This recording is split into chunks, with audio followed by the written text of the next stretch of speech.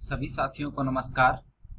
आज हम इस लेक्चर में आरपीएससी 2020 टेक्निकल एजुकेशन भर्ती परीक्षा के अंदर एटॉमिक मॉलिक्यूलर फिजिक्स के ऊपर आए हुए कुछ क्वेश्चन तथा गेट के अंदर एटॉमिक मॉलिक्यूलर के ऊपर आए हुए स्पेशली जीमान इफेक्ट्स के ऊपर आए हुए क्वेश्चन का सॉल्यूशन करेंगे।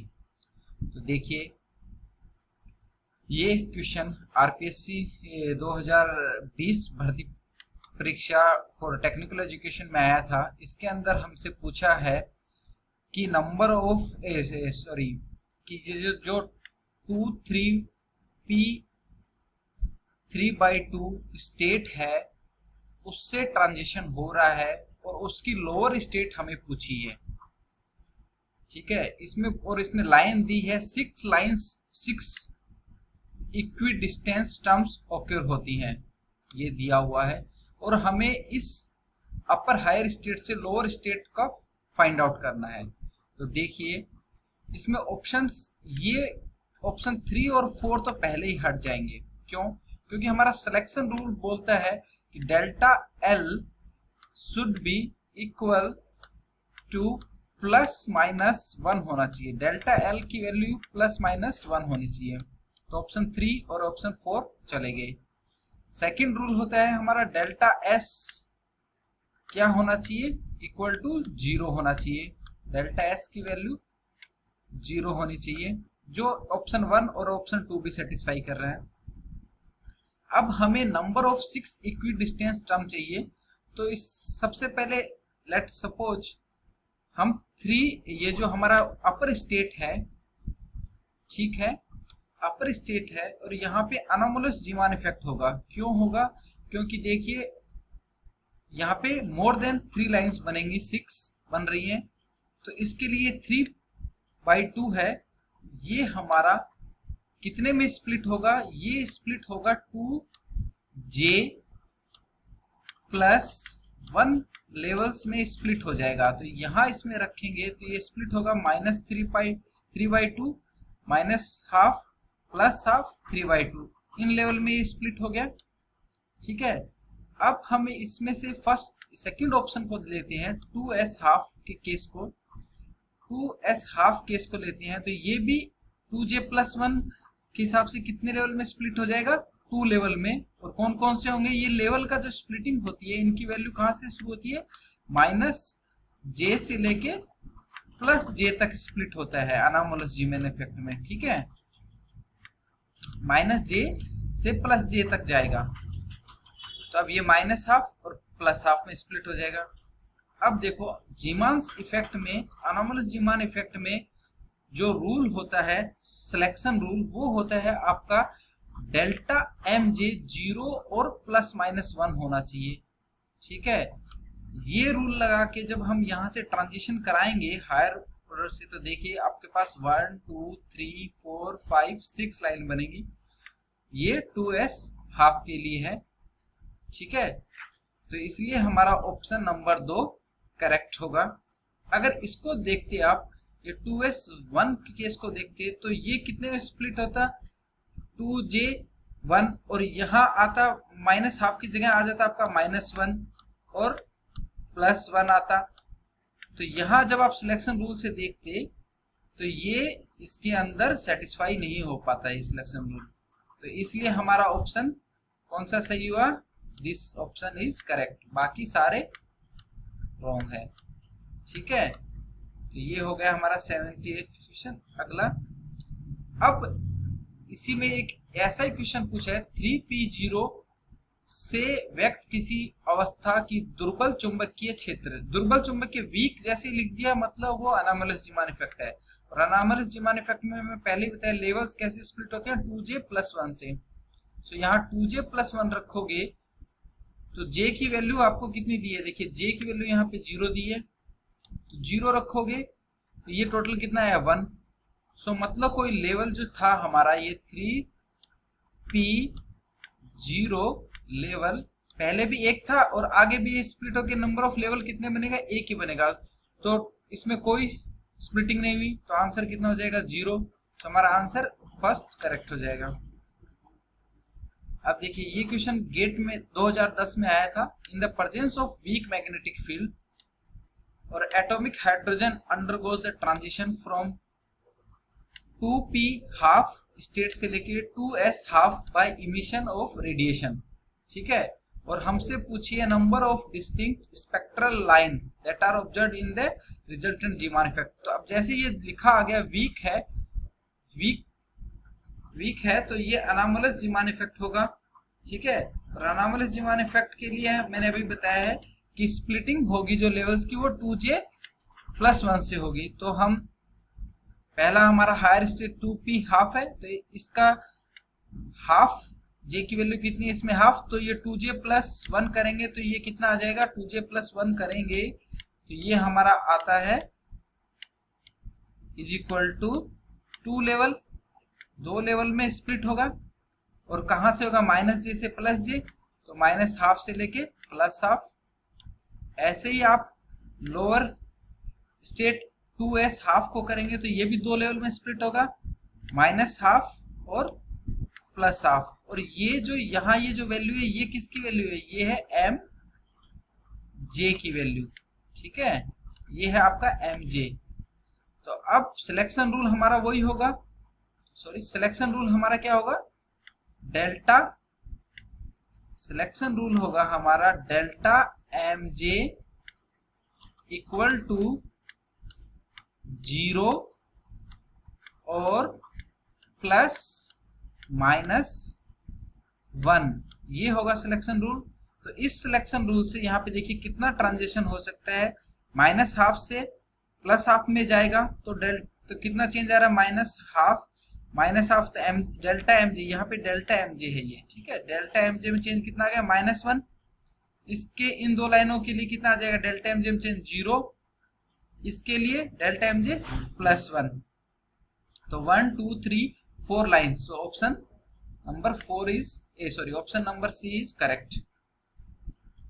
नेक्स्ट, इसी में देखिए अभी क्या पूछा है, the spectral line corresponding to the transition, higher state दिया है 2p हाफ से 2s हाफ में जा रहा है और mj की वैल्यू कहाँ, +हाफ से -हाफ के केस के लिए है, is observed along the direction of applied magnetic field, the emitted electromagnetic field is।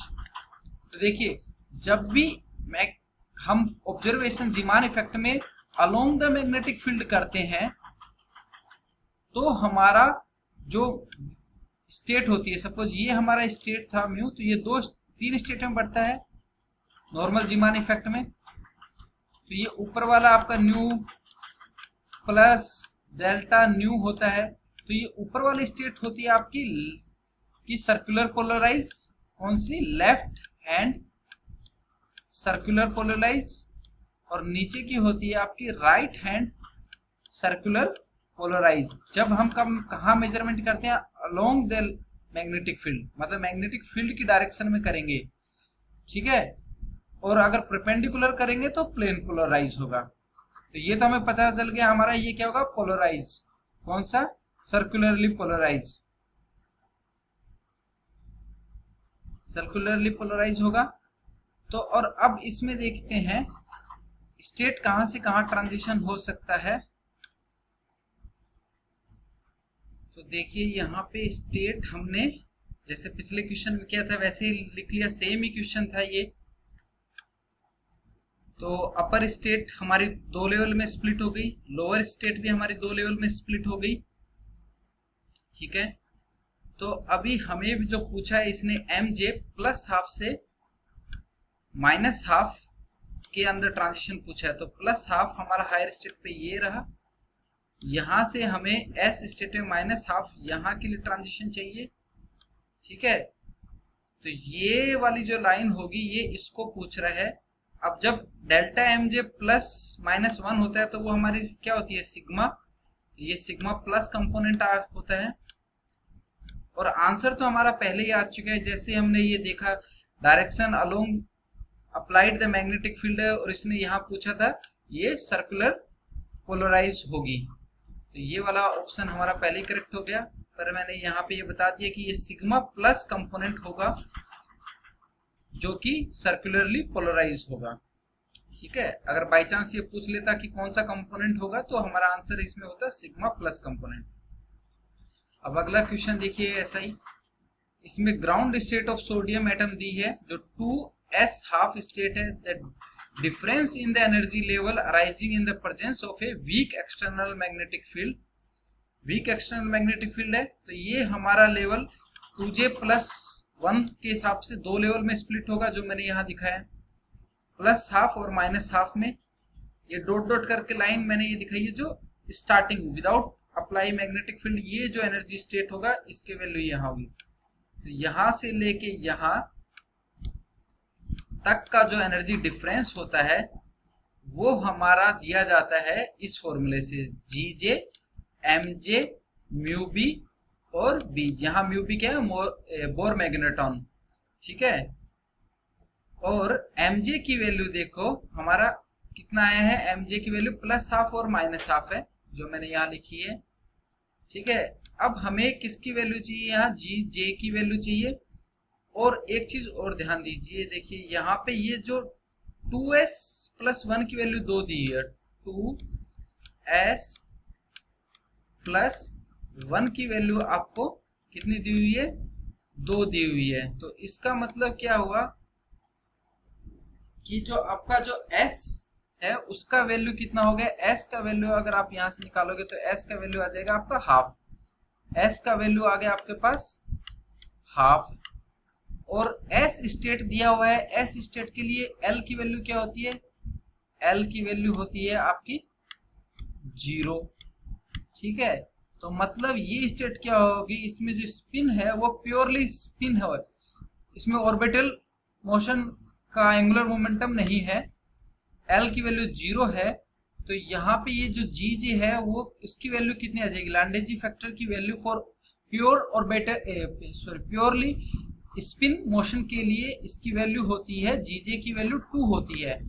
और ये कैसे निकलती है, आप यहाँ से इस फॉर्मूले से भी अगर आप रखोगे तो देखिए हमारे पास जे की वैल्यू हमें दी हुई है हाफ, एल की वैल्यू मैंने बता दी अभी 0, एस की वैल्यू हमने कैलकुलेट कर ली है हाफ।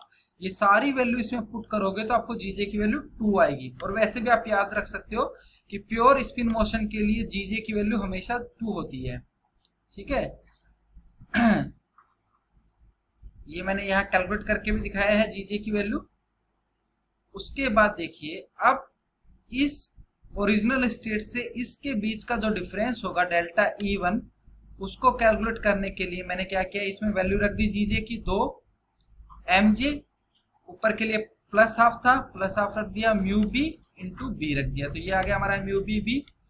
अब ऐसे ही नीचे वाली स्टेट के लिए दोनों सेपरेशन सेम होता है, सिर्फ माइनस साइन का फर्क होगा। देखिए तो E2 के लिए हमारा क्या आ गया, जीजे की वैल्यू तो 2 थी, mj माइनस हाफ हो गया, तो ये माइनस म्यू बी आ गया। तो ये टोटल जो डिफरेंस है यहां से यहां तक का ये कितना हो जाएगा, ये 2 म्यू बी हो जाएगा। देखिए इसको आप घटाएंगे, E1 माइनस E2 करेंगे तो ये 2 म्यू बी इंटू बी हो गया। तो ये ऑप्शन हमारा कौन सा करेक्ट है, ऑप्शन नंबर बी करेक्ट है।